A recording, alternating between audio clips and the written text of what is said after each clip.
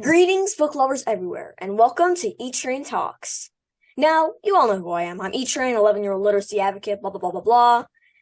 Today, let's get right to it. Today is seriously a fantastic day because not only is this an interview, but it's the second episode of the Rumor Has It series.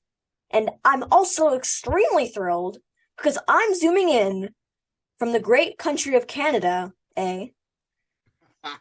for the second time, drumroll please, the entertainingly wonderful author and illustrator, that's right, he's an illustrator too, of amazing books, including The Fabulous Ed Watson, the Hockey Super 6 series, which I don't have with me. Around here someplace. Wait, I got a couple copies here. This Yes. is what it's like. There we go. And the Neil Flam books, which I also don't have. Yeah, I don't know if I have a... Wow. Just from this introduction, I know that my TBR is going to be through the roof because Kevin has so many books for all of you to read, and me as well. And, of course, the one and only, one of my top 5 favorite books of 2022, Apartment 713. Golly. My goodness, that is a heck of an introduction, E-Train. Thank you so much.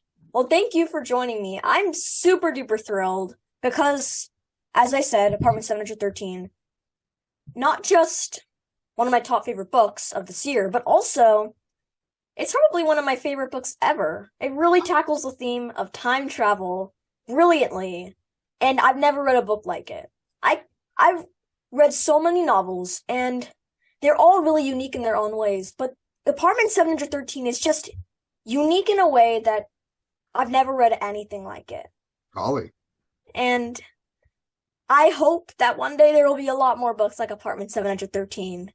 And everybody, I know I've mentioned it before, but I just want to say that for those who are listening, who aren't aware, Kevin is not only a fantastic storyteller, there's more to that. He's also a talented artist and illustrator. Yep. He's definitely a smile sharer and a kindness hero, for sure.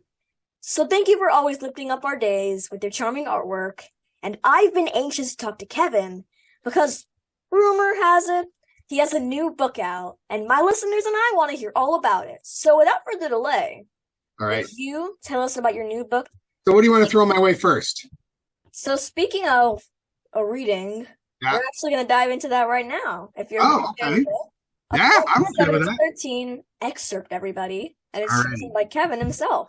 So let me set it up for I'm just going to do a very short reading, but the idea is that there's a kid named Jake Simmons, and he's living in this junky old apartment building. There's Jake on the cover, and you can see that in the building is like gross and dirty and falling apart and covered in bird poop and windows are cracked.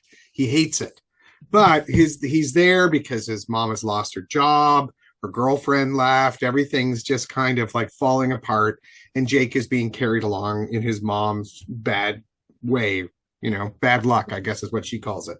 And so he doesn't like this apartment building, but he just can't stand sticking around the apartment all the time.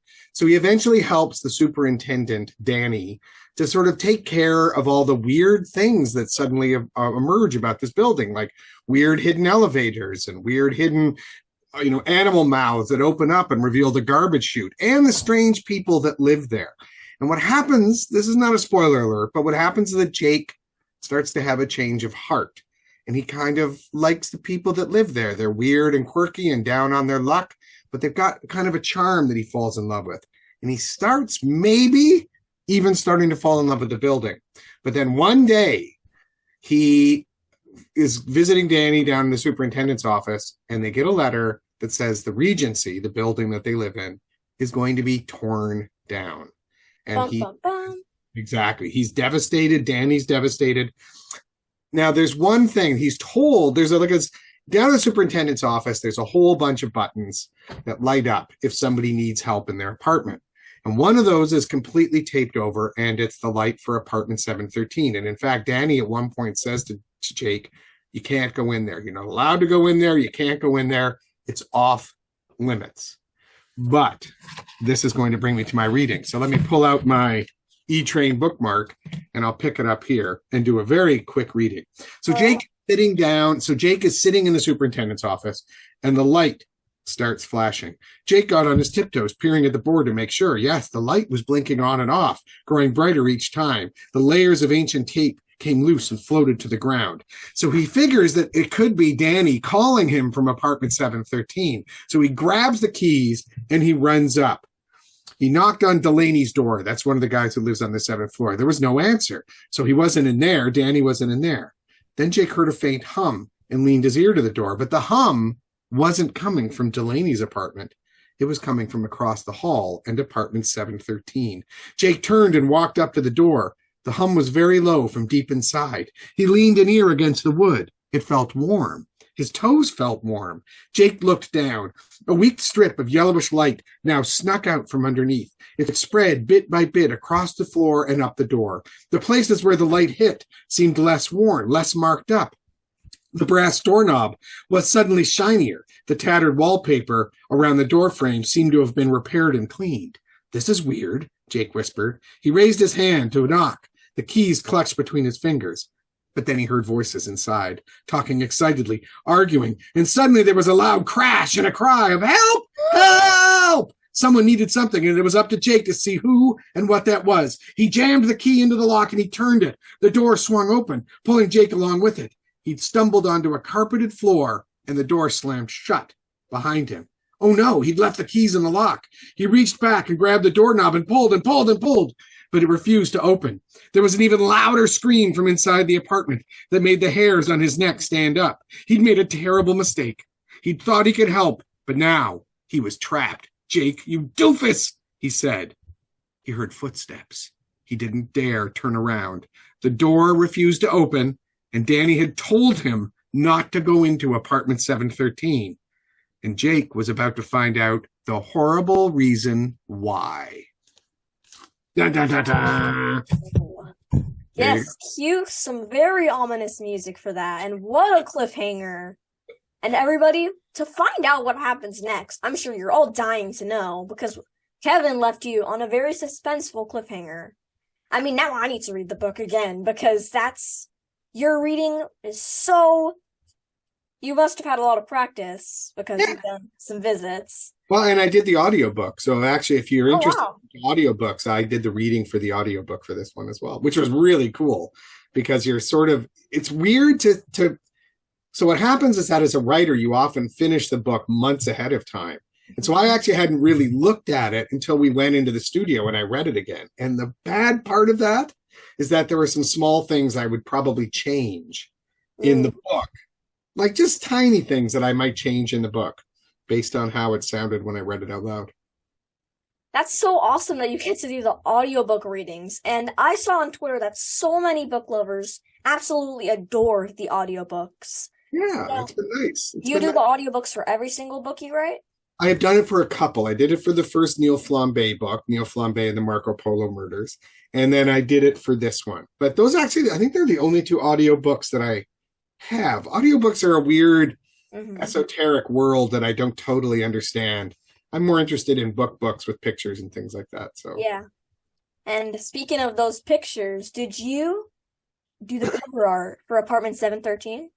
I did. Yeah, I did a lot of we went through a lot of different versions of it, but I always had the idea of seeing the apartment building both in Jake's time and in the past. It's a time travel book, as you said. Yeah.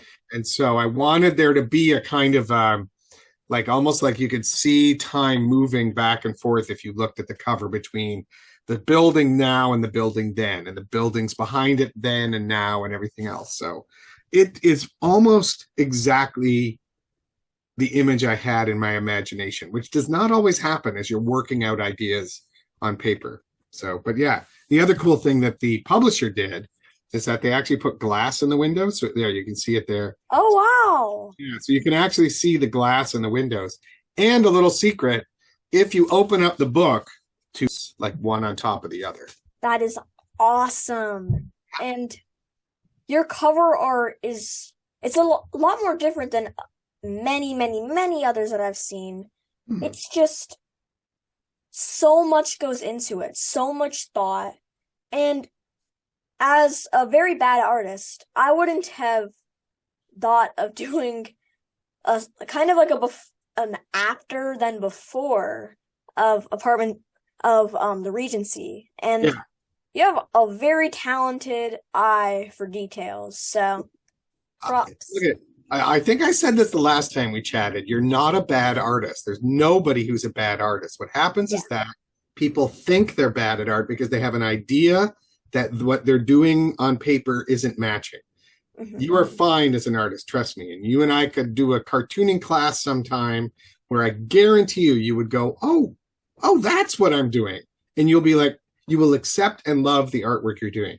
For me, it's all about experimenting. And I do a lot of sketches when I'm working on an idea, and I do a lot of mistakes, which are things that don't end up in the final version that I did over and over and over again. So that's look, the other thing I'll say is that one of the things that I wish I could go back and tell myself when I was a kid was that you should use reference. There's a snobbery about artists using, even tracing pictures. Oh, that's not real art. You're faking it. No, you're not. If you want to draw a building, look at buildings, take pictures of buildings, copy buildings, know what a building looks like. Same thing with faces, hands, arms, animals, whatever. Use reference to make your art better. Love There. that. Thank Practice you really for does coming to my TED Talk. And speaking of reference and buildings and pictures, was the Regency a real building, or is a real building that really inspired your Regency? The Regency is based on, I love architecture, but I love architecture, and this comes through in the book, I hope. I love architecture that serves a purpose. Public buildings. I love public buildings. And I grew up just outside Buffalo. And so we used to go with our friend Jack Kelly. We would go often for Thanksgiving dinner. And then after dinner to eat, walk off all the turkey we just ate, we would go walk around and look at the Frank Lloyd Wright buildings and the Louis Sullivan skyscrapers. And there's one building in particular that when I do school visits, I talk about it. It's called the Guarantee Building, or the Prudential Building. And what I love about this, I love everything about this building. But when you're, let's say, 3 or 4, you notice that there are a gazillion details. The entire front of the building, the entire outside of the building is made of terracotta tiles in this incredibly elaborate weaving in and out pattern. And it's Louis Sullivan was the architect. And it is one of the most amazing buildings in the world. It's still used as an office building. Every little detail, from light fixtures to the floor tiles to the elevators, everything is designed to make you experience a kind of otherworldliness. I don't know if that's the right word, but a kind of, this is not just a building. And I use it as a metaphor because to me, that building is exactly what an approach to life is like, which is that always look closer. So if you were looking at that building from 4 blocks away, you'd think it's just a building. But the closer you get and the more detailed and deeper you look, the more you discover. It's the same with people. When people reject, people might say, oh, you're that kid who does the podcast, and I don't like that. Or they might say to me when I was growing up, you're that goofy kid that never talks to anybody. You sit in the corner and draw all the time. They're judging you based on one thing. And instead, if they look closer, they'll discover all the layers of who you are and what you're interested in and what you can do and what you know. And the people that do that are the people that make the world a better place. So that is an awesome metaphor that I need to use more in life, because it's so true. There's a lot more than meets the eye, and you gotta really get to know someone before you can judge someone. Like a 7-layer cake, I guess. There's so many layers of us. Exactly. And even if you might not like the look of the cake on the outside, you might like the taste on the inside. I'm not the best at metaphors. Are you kidding me? You could totally write a story based on that. I want to see the novel about a baker who baked. Like, we always have, like, there's always like stories where someone goes back in time and they have some special knowledge, like someone who ran a horse race, and then they won the horse race. I'll bet on that horse race. Back to the Future. Yeah, a little bit, right? Like, he knows stuff. And I'm sort of with this one, I'm like, Jake knows nothing. He's just like, Why would he? Like, if I said to you, like, name a famous battle from World War One or something, you might know some. You might because you're so curious. But like most kids are going to be like, what? World War what? Like they probably know a little bit about it, but not enough to be of any use. And Jake is utterly useless. But of course, luckily, he meets somebody named Beth who lives in the building, who's very smart and knows a lot about what's going on in the world and kind of helps Jake together. This is a story about two kids. And they together try and figure out what the heck is going on. Well, very, very luckily, because if Jake didn't meet Beth and he didn't even know what the bee's knees meant, then he would definitely not have fit in that time period. And he wouldn't have learned what a chocolate malted is. So that's a definitely memory of my childhood moment. I had to put a malted in there. I heard my mom use. Which is why I knew that was one that I would throw in there. Yeah, and so your story, I have to say it was the bee's knees. And there are so many intriguing plot twists throughout Apartment 713. And when I say so many, I mean a lot. Like that ending, I'm sorry to keep you like, oh, I want to know what the ending is, everybody, but so good. One of the best endings and most heartwarming that I've ever read in a time travel story. It's a time travel story, everybody. Yet it still touched my heart more than a lot of other books I've read. And the book, it's very mind-blowing. And it's just always it's brilliantly written from beginning to end. Relatable characters, cool words that I had never known before. And I liked it so much I chose it for my book report for a month we have to write in school entries about books that we read. And of course I chose Apartment 713. And anyway, do you always try to incorporate massive plot twists in your stories? So my next question, before we get into our rapid fire questions, is when you write stories like Apartment 713, do you kind of see a movie playing in your mind with the characters and the setting? And did you like go back to the building that really inspired the Regency back near Buffalo? Yes. Or did you just go to like many, many other places and the internet, of course? Yeah, I would say, first of all, to answer the second part, many places, every city I've ever lived in or visited, there are both beautiful buildings that exist, but everybody also knows about beautiful buildings that don't exist anymore. And so there's always, everybody's like, oh, there used to be this great building there and it got torn down for a parking lot or something. Every city has that. And so it's the sense of both loss that I wanted to talk about with the building, like what happens when you lose a beautiful building like that. So that was definitely in the book. And so I would say that I didn't necessarily have to go back to that building because that building I've seen so many times and it's in my heart. I did go back after I wrote the book just to look at it and take some pictures of it for our school presentations. But wait, what was the first part? Sorry, I sort of jumped to the second part there. When you write stories, do movies kind of play in your head? Oh, yeah. So it's a good question because I would say that no. What happens is that 1,000 different possible images pop into my head. And usually what'll happen is that I'll write them down. Like it was actually originally called Room 713. Ooh. Yeah, I cut out room and wrote apartment because room sounded too much like a hotel. Yeah. And so what I do is I write them down. And then I would say I organize them into what's important and what's not. And then by the end, when I read it, like when I did the audiobook, then I would say I have a movie going through my mind. Yeah. To all three of my kind of compact questions, such great answers. And before we dive into rapid fire, just one more thing. Yeah. Get ready. Ready. I just wanted to say that Apartment 713, it's made me think a lot. Like, I feel like one of the metaphors that we haven't talked about yet is like buildings and people aren't that much different. They get torn down, they get built up, and it's about the people who are connected to us. They make us stronger. So, yep, 100%.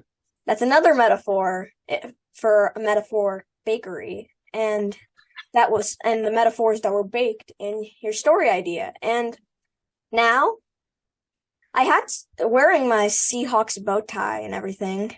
I had to just bring up, Wait, I gotta get my little yeah, bobblehead. I'm ready. love that. So the Bills, they almost lost to the Lions last week on Thanksgiving. They lost the Jets, Yeah. and they also Justin Jefferson, who's on my fantasy football team, demolished them. He was Um, unbelievable in that game. he was. So, do you think the Bills are still a leading Super Bowl contender with everything that's kind of happened, Josh Allen's shoulder injury and all that? Yep. Yeah, I do because they've won games where they shouldn't have won and probably lost games where they should have won. Mhm. And the Minnesota game, it took Jefferson a game like that to beat them. That's true. That was an overtime loss, and you don't feel too bad about those. So honestly, but it's the NFL. Anybody can win it. Like, Yeah. do I think the Rams aren't even gonna make the playoffs this year? Like, so the possibilities are endless. So are they a contender? Yes, they are a contender. Even my dog agrees. Quiet. Well, I agree with you. I have to.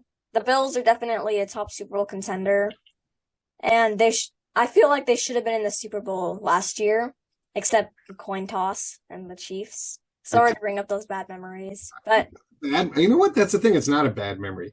If everything is only about winning, whatever. They're fun to watch. Josh Allen that's is. true. I expect nothing, so everything they achieve is fun to watch. That's true. It's a great way to think about it. Yeah. Although when I watch football, I kind of get a little bit into it. Like that Raiders Seahawks loss, I've received a lot of because so I live in California where everybody likes the 49ers, at least in Northern California. And as the lone Seahawks fan, it's been kind of rough after that loss. Yeah, because they're all going to ride you about it, right? Yeah, they definitely razz me to no end. Yeah. But I also just want to when I don't really care what team wins. It's always just fun to watch football, and it can bring people together. Even people who like rivals. I mean, the rivalries kind of also bring you together. So, yeah. Yeah. And, all right, let's do rapid fire. Yeah, let's do it. All right. I did not send Kevin these questions, so these are all going to be coming from the top of his mind. All right. The first one. What is your favorite book from your childhood? Winnie the Pooh. I love the Ernest E.H. Shepard illustrations, and I always loved those books. The old Winnie the Poohs. I agree. The Winnie the Pooh is excellent. And now, what do you like to do when you're not writing? Play hockey. I play hockey about 3 times a week, or I watch baseball. I watch about 4,000 baseball games a summer. If I could watch every baseball game simultaneously all summer long, I'd probably do it. So, are you a Blue Jays fan, or are you? I'm a nobody fan. I grew up in Buffalo. We have a good AAA team, which is the Jays farm team, but I just like baseball. So I tend to sort of like root for players and just love watching baseball. I agree. Baseball, people say it's boring. It is not boring. It's awesome. Although it is boring, but it's not boring if you watch it the right way. Anything's boring if you don't like it. Mm-hmm. That's right. And what are you currently reading? Ooh, that's a good question. Right now, what am I reading right now? I just finished the Wandless series by Tony DiTerlizzi, which I loved. I'd been reading it in bits over the years and loved that book series. What else am I reading right now? Ooh, I read a book called The Signs and Wonders of Tuna Rashad, which I really liked, by Natasha Dean. It's more of a YA book. Mm-hmm. And then also Ghostlight by Ken Opal. My friend Ken Opal wrote a great book called Ghostlight. I've seen a lot about Kenneth Opal's new Ghostlight, and I definitely need to read it. It's creepy and fun. Well, I love creepy and fun. Not horror, like screaming and fun, but creepy and fun is nice. Good. And what's your favorite movie? 2001: A Space Odyssey. I think I've seen that. My dad would definitely know about It's that movie. it's boring. It's like a baseball game about space. But for some reason, it's captured my imagination, and I've seen it more than any other movie. But the movie that I reference in every single book I've ever written is The Wizard of Oz. And how? Like, are there, do you, what stories have really been the biggest? What was your first book? Like, and also, was the first book that you actually wrote published, or is it still packed away somewhere? That's a good point. The first novel I ever wrote has not been published. It's about a kid who fights dragons. And it's just not that good, but it was good to finish it because I learned a lot through the experience. And then the first novel that I wrote that got published was Neil Flambe, #1. And that's obviously still out there. And there are six books total in that series. Woo, and I have 6 books to read because I haven't read the Neil Flambe. Said you like spooky and fun. They have to spend Zed. I know that if I was friends with Zed, I would be dragged along in their enthusiasm because Zed is also just such a lovable character. And Thank you. now, of course, I gotta keep it rapid fire. So if you could choose 3 people to invite for a dinner party, who would they be and why? Ooh, Stan Lee, because he was a huge influence on me growing up as an artist and writer. I love Spider-Man, for example. Maurice Sendak, because he's probably my favorite illustrator of all time. And is this weird? But like, there's this smell that I love of a new book. Like, Not weird at all. all right, glad to know that there's someone in the same boat as me. And cats or dogs? Dogs. I have a dog named Gimli who you heard barking earlier. Yeah. I'm a kind of a cat person, but I love both, so. Yeah. And in honor of December being the month of holiday cheer, what is your favorite holiday tradition, if you have any? We do a porch on Thanksgiving or on Halloween. Sorry, Baz and I always, and actually the whole family, we do a weird porch. You can go on my Facebook page and there's pictures from the years past. There's always a theme. This year was a Starbucks, which was a coffee shop, and we would serve coffee and candy. I love that. Starbucks. What a name. What was Wow, I can think of so many Halloween puns right now. Yeah, there were a lot of puns. There's usually puns galore. Yeah. I love puns. They're very punny, and my dad kind of hates them because I do them so much, but That's a funny inversion. You're doing the dad jokes, and yeah. dad's like, nah, not into it. Yeah. It is pretty silly. He comes in with the dad jokes sometimes as well, and Good for him. just I've got to say, yay. Like, I love all of your answers to all my questions, and it has been a blast as always talking with you, Kevin. And everybody, if you haven't read The Fabulous Ed Watson, Apartment 7